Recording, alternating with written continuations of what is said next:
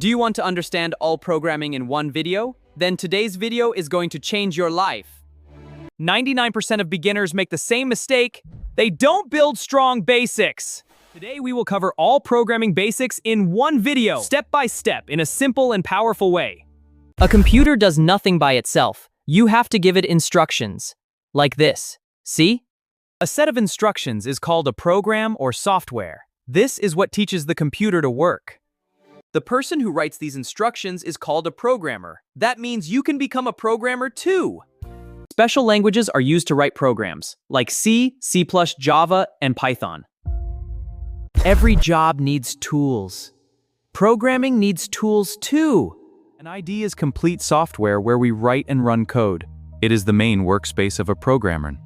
A text editor is the place where we write code. This is where programming starts.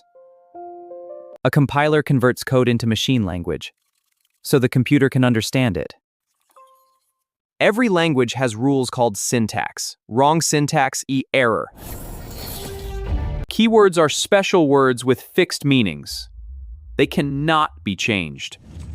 A program has three parts: header, main, and body. Understanding this structure is very important.